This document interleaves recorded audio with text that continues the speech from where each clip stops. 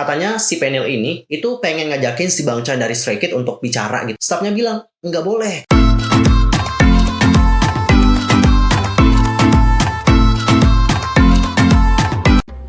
Annyeonghaseyo Cengedul, Yusro Kim Imida, welcome back to my channel. Nah, gimana sih kabar kalian hari ini? Baik-baik aja dong ya. Dan buat kalian yang nggak lagi baik-baik aja, pokoknya tetap semangat ya guys. Don't give up. Oke, untuk kali ini kita akan membahas mengenai topik yang lagi hot dan juga ramai diperbincangkan di kalangan para K-popers. Apa aja sih topiknya? Untuk topik yang pertama itu datangnya dari lagu SHINee yang katanya kayak diplagiat gitu nih. Siapa yang plagiat?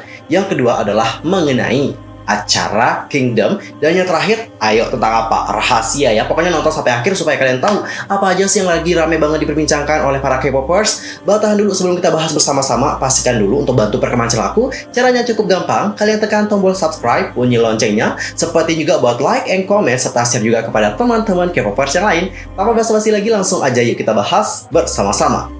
Oke guys, untuk pertama kita akan mulai dulu membahas berita mengenai SHINee. Jadi baru-baru ini banyak sekali dari para penggemar yang merasa bahwa lagu dari SHINee ini dijebak oleh seorang penyanyi dari Korea Selatan. Nah, secara khusus spekulasi muncul ketika komunitas online Korea terus mengkritik lagu 242 or Shine yang dirilis dengan nama Rumor. Alasan mengapa lagu yang dirilis pada tanggal 21 Maret itu membuat netizen marah adalah dikarenakan kemiripannya yang luar biasa dengan lagu dari SHINee, judulnya adalah One of One yang dirilis pada tahun 2016. Jadi ketika kalian memutarkan kedua lagu itu bersama-sama nih, kalian di sini akan merasa bahwa melodi dan juga ketukannya itu sama banget. Dan di sini aku nggak bisa menampilkan videonya itu seperti apa karena itu mengandung copyright. Nggak mau video aku nanti kena copyright. Kalau kalian penasaran ya udah kalian tinggal cari di YouTube, itu udah banyak banget 242 Shine dan juga One of One SHINee. Pasti nanti kalian ketemu. Dan menurut penggemar K-pop, kalian itu tidak perlu mendengarkannya terlalu cermat banget karena pas dengerin awal-awal aja kalian itu udah tahu bahwa lagu ini emang kayak sama banget guys. Bagian yang lebih bermasalah adalah penjelasan lagu tersebut di situs musik. Misalnya untuk lagu dari SHINee yang One of One. Di sana tertuliskan bahwa lagu utama One of One ini merupakan lagu bergenre New Jack Swing dari tahun 90-an dan menampilkan ekspresi canggih dari sensibilitas retro dengan ritme funky dan melodi R&B lembut dalam warna SHINee sendiri. Anehnya, 242 Shine juga berisi kalimat yang sama. Ada sedikit perbedaan di bagian belakang. Namun, kecurigaan semakin diperdalam dengan penjelasan lagunya yang sama. Dan guys, lebih jauh lagi, meskipun biasanya beberapa artis K-pop kan kayak punya nih nama dan juga judul lagu yang sama. Kata Shine in My Room itu kayak benar-benar terhubung gitu dengan SHINee. Karena Shine, ini SHINee. Kayak cuman kurang E doang satu. Habis itu juga dari nama penyanyinya. Nama penyanyinya ini adalah Ohnew untuk bagian kredit lagunya. Sedangkan di SHINee sendiri ada yang namanya Onyu. Jadi kayak banyak banget sih kesamaannya ya. Udah dari judul lagunya hampir sama. Habis itu juga dari lagunya emang udah kayak hampir sama juga. Habis itu dari penjelasannya juga udah sama. Habis itu nama dari penyanyi juga kayak mirip gitu ya. Jadi inilah yang membuat banyak orang berspekulasi bahwa oh iya, di sini kayaknya si penyanyi ini udah ngejiplak lagu dari SHINee. Dan menyusul spekulasi dari para penggemar dan kritikan dari netizen yang banyak, seorang netizen yang prihatin langsung hubungi tim artis, tetapi pihak Rumor dengan tegas membantah tuduhan tersebut. Nah, pihaknya di sini berkata, memang sih ada kesamaan antara ritme dan juga suara pengantar, tetapi kreativitas unik dari lagu tersebut akan dikenali untuk kode dan juga melodi yang berlangsung di sepanjang lagu. Kami telah mengkonfirmasi bahwa tidak ada masalah hak cipta dan kami akan memastikan bahwa kami dapat menanganinya segera setelah kami menemukan masalah yang lain. Meski demikian, para penggemar K-pop khususnya para Shawol atau fandom dari SHINee sangat yakin bahwa itu memang telah dijiplak. Netizen berkata, tidak, ini levelnya sama, bukan plagiarisme, hampir disalin, Ctrl C plus Ctrl V. Dan masih banyak lagi komentar dari netizen yang lain. Yang intinya tadi kita sudah mendengar bagaimana penjelasan dari pihak Rumor. Katanya ini emang mungkin ada kesamaan gitu, tapi kita juga sudah mengkonfirmasi di sini itu tidak ada yang namanya masalah mengenai hak cipta. Ya, kalau sudah begitu pernyataan dari pihak agensi, aku juga tidak bisa berkomentar yang lebih dalam lagi. Intinya gitu deh guys. Kalau kalian sendiri sebagai para Shawol dan juga para K-popers yang mungkin udah dengerin lagu yang 242 Shine ini gimana? Langsung saja komen di kolom komentar. Dan cikgu, sekarang kita akan masuk untuk membahas permasalahan yang kedua. Kali ini datangnya dari acara Kingdom. Apa yang terjadi pada Kingdom? Jadi setelah babak pertama kompetisi Kingdom ditayangkan, netizen pun berbagi pendapat di berbagai komunitas online untuk membahas ketidakadilan dan perbedaan kualitas set panggung. Nah, di sini seorang netizen menunjukkan bahwa perbedaan kualitas set panggung antar kelompok dapat dilihat dengan jelas. Sebelumnya memang dikatakan bahwa hanya 3 grup dari acara yang diberitahu bahwa mereka dapat menggunakan anggaran di atas 5 juta Korea won untuk mendesain set panggung. Netizen yang membuat postingan itu mengkritik acara tersebut dikarenakan menunjukkan ketidakadilan kepada boy group yang bersaing di acara itu. Intinya adalah yang ngebuat netizen di sini berpendapat bahwa acara Kingdom itu tidak adil dikarenakan set panggungnya yang katanya itu kayak nggak sama, perbedaannya juga jauh banget. Dan coba sekarang kita lihat bagaimana komentar dari netizen Indonesia, karena netizen Indonesia dan netizen Korea itu punya perbedaan. Oke, ini misalnya dari Wu Nyanya, dia di sini komentar, memang sih selalu ada ketidakadilan. Ayo sih terbiasa, jangan sinisin idolnya, kalau nggak memecah sih bukan Mnet namanya ya. Cara mainnya emang kayak gini kok, klasik banget. Aku nonton buat dukung Icon, tetapi tetap respect kok sama yang lainnya. Mereka semua keren dan pantas dapatin banyak cinta. Good.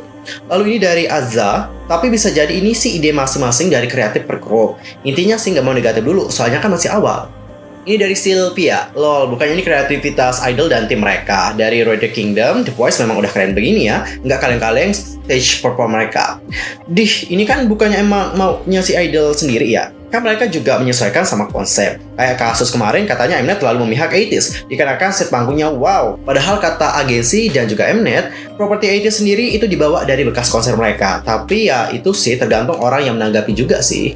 Jadi gitu guys nih, kalau menurut pandangan dari netizen Indonesia, banyak yang menilai sih bahwa itu kayak bukannya berdasarkan kreativitas dari para idol ya. Tapi seperti yang kita sudah bahas tadi, sebelumnya memang telah dikatakan bahwa hanya 3 grup dari acara yang diberitahu bahwa mereka ini dapat menggunakan anggaran di atas 5 juta Korea won untuk mendesain set panggung mereka. Gila sih 5 juta Korea won untuk ngedesain set panggung, oh my god. Jadi gak heran sih kalau mungkin ada yang panggungnya sampai segitu, wow, dan juga bawahnya, serius. Untuk masalah ini aku sih no comment, karena ini kan masalahnya juga complicated. Aku juga bukan orang dalam dari Mnet, jadi nggak tahu bagaimana persisnya. Dan selain itu, Mnet juga kembali menjadi pusat perhatian nih guys. Baru-baru ini beberapa komunitas online menunjukkan bahwa Kingdom Legendary War itu biasanya mengedit jumlah waktu tayang setiap tim yang berpartisipasi. Hal ini setelah beberapa penggemar mulai mengeluh bahwa screen time beberapa tim terlalu singkat. Menurut klaim OP di situs Deku, kemunculan SF9 pada episode kedua yang hanya 2 menit plus, pada episode pertama mereka adalah satu-satunya tim yang tidak memiliki video latihan. Pada episode kedua, mereka adalah satu-satunya tim tanpa wawancara. Ini dilihat sebagai klaim sepihak karena masih dalam tahap awal penayangan. Tetapi opini publik dingin, netizen pun menanggapinya seperti ini. Mnet lah Mnet. Sejujurnya aku sudah menonton ini dikarenakan SF9 dan aku tahu akan berakhir seperti itu. Bahkan di Road the Kingdom ada satu grup yang secara konsisten itu tidak punya screen time. Mereka selalu melakukan ini ya. Ya, mengapa sih kalian melakukan ini dalam survival show? Apakah ada cara untuk tidak memihak? Mnet hanya akan mendorong grup yang mereka inginkan untuk menang. Ini tidak seperti pertama atau kedua kalinya kita melihat ini. Bukankah ini terlalu familiar? Jujur, aku adalah salah satu orang yang sering nonton program survival dari Mnet. Kalau Kingdom sendiri aku nggak tahu seperti apa jelasnya, karena aku juga tidak terlalu nonton secara full. Aku cuma nonton pertunjukan mereka doang, serius. Untuk nonton ya yang banyak sampai berjam-jam itu enggak. Aku dulu pernah nonton acara Produce, dan sejak era Produce sih emang udah kelihatan Mnet itu kayak gimana gitu, terutama dalam masalah screen time gitu. Masalah screen time mereka emang kayak gitu sih. Bahkan waktu itu ada yang savage banget, aku lupa itu dari mana. Di sana dia bilang waktu itu kan dilolos nih ke babak kedua atau ke babak ketiga. Terus dia bilang gini, ya meskipun kita itu nggak dikasih screen time yang banyak, tapi aku cukup seneng sih karena kita dapat lolos sih. Gila gila waktu itu sumpah. Itu di acara Produce 48. Ada sumpah aku bener-bener kayak oh my god dia mengatakan ini. Jadi kayak bener-bener oh good job, you do great job. Dan untuk masalah screen time bersama dengan SF9, aku sih berharap semoga SF9 nanti diberikan screen time yang lebih banyak lagi. Dan tak hanya itu saja, BI Gallery merilis pernyataan terkait wajah dari BI yang diblur dalam penayangan episode pertama dari Kingdom. Dan dalam pernyataan tersebut, mereka memprotes dikarenakan telah memburamkan wajah dari BI, padahal BI tidak berpartisipasi dalam acara itu. BI Gallery juga menunjukkan hal tersebut bisa memberikan kerusakan dan merupakan pelanggaran hak pribadi kepada BI. Dengan ini, mereka pun menghubungi Mnet dan meminta untuk pihak acara bisa memilih video yang tidak ada dirinya, dibandingkan harus memburamkan wajah dari BI sendiri. Lalu yang kedua, BI Gallery meminta Mnet untuk mengedit episode pertama. Menanggapi hal ini, Mnet mengatakan bahwa akan melakukannya dengan hati-hati di episode mendatang. Namun mereka tidak dapat mengedit episode pertama dikarenakan sudah tayang. Jadi benar sih Mnet ya, daripada ngeblur wajah dari BI ya cari aja dong video yang nggak ada BI-nya gitu. Karena kalau ngeblur sendiri kan kayak gimana gitu ya. Kita juga sebagai penggemar pasti sakit hati dong melihat wajah dari idol kita kayak di blur gitu. Jadi kayak apaan sih? Masalahnya juga udah clear gitu ya. BI juga dibuktikan tidak bersalah, ya ngapain harus di blur lagi? Jadi cukup sedih gitu. Meskipun BI ini merupakan ex-member dari iKON, tapi setidaknya jangan gitu banget lah. Bisa lah nanti cari video yang lain gitu yang nggak ada BI-nya gitu, daripada harus ngeblur wajah dari BI. Sumpah aku yang ngebayasin BI juga cukup kesel dengan hal tersebut. Dan ada juga satu informasi mengenai acara Kingdom. Katanya di sini interaksi antar grup itu nggak ada guys. Kenapa aku dapat tahu tentang hal tersebut? Jadi kemarin kan aku nonton nih Dive Studio. Di sana panel B2B itu ditanyain sama BBM, Nil gimana nih waktu kamu di Kingdom? Persiapannya kayak gimana? Dan ada nggak sih interaksi antar grup? Nah terus panel bilang nih sama si BM, ya persiapannya kayak gitu-gitu. Dan di sini dia itu membahas mengenai interaksi antar grup. Katanya si panel ini itu pengen ngajakin si Bang Chan dari Stray Kids untuk bicara gitu ya, untuk ketemu di acara itu. Dikarenakan mereka ini juga kan kenal lama gitu. Namun di saat dia menanyakan sama staffnya, boleh nggak sih aku ketemu sama Bang Chan ngobrol-ngobrol? Terus staffnya bilang nggak boleh katanya. Terus di sini panel berpikir gitu, nggak dikasih tahu sih sama alasannya, tapi di sini panel menyimpulkan gitu, kenapa mereka tidak dibolehkan untuk bertemu dengan peserta yang lain atau grup-grup yang lain, itu dikarenakan takutnya nanti mereka ini kayak saling memberikan spoiler. Tahu nggak spoilernya kayak gimana? Misalnya penampilanku kayak gini loh nanti, jadi mereka tidak mau nanti ada yang saling memberikan spoiler. Jadinya nggak surprise, apalagi pas reaction kan nanti nggak wow banget gitu ya ekspresinya. Jadi mungkin itulah yang menyebabkan kenapa di sini grup-grup di acara Kingdom itu tidak dibolehkan untuk saling berinteraksi satu sama lain. Gitu guys. Dan sekarang kita akan masuk membahas berita yang terakhir. Jadi baru-baru ini diwakili oleh KMCA, 26 agensi itu telah mengajukan komplain terhadap undang-undang baru penundaan wajib militer bagi para artis K-pop. Asosiasi Konten Musik Korea atau KMCA menyatakan bahwa mereka mengajukan keberatan tertulis terhadap revisi Undang-Undang Dinas Militer yang akan berlaku pada tanggal 23 Juni 2021. KMCA menunjukkan bahwa pasal 12 sampai 3 dari keputusan penegakan Undang-Undang Dinas Militer adalah tidak realistis, dan pada tanggal 1 April mereka mengajukan keberatan tertulis kepada Militer Pertahanan Nasional. KMCA atas nama 26 agensi yang terdaftar sebagai anggota mengajukan keberatan tertulis kepada Kementerian Pertahanan Nasional atas pedoman yang ditetapkan Kementerian dalam penerapan undang-undang baru yang mengizinkan penundaan dinas militer bagi seniman budaya populer.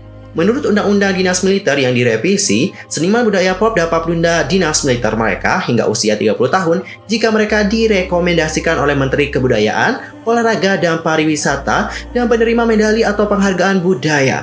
Asosiasi menunjukkan bahwa hampir tidak mungkin bagi orang-orang berusia 20-an untuk menerima Order of Cultural Merit karena salah satu kriteria untuk menjadi kandidat penghargaan adalah 15 tahun aktivitas. Penyanyi K-pop yang memulai aktivitas di usia remaja tidak akan memenuhi syarat hingga usia 30-an, yang mana pada saat itu ketentuan penundaan tidak ada gunanya kembali.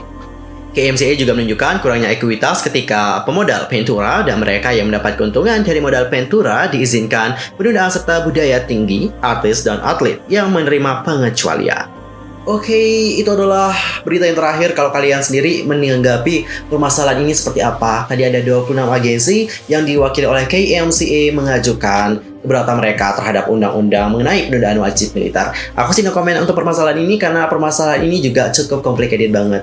Ya, aku sarankan kepada kalian mikirnya seperti apa, langsung saja komen di kolom komentar. Saksikan ya update berita dari dunia per-K-popan di next time bersama dengan aku Yusril Kim di channel Yusril Kim. See you next time di video berikutnya. Aku mohon maaf kalau ada kesalahan baik dalam ucapan, sikap, tindakan dan sebagainya. I'm so sorry banget. Dan mungkin ada kesalahan informasi, silahkan koreksi aku dengan cara komen di bawah. Annyeong, 감사합니다. Goodbye.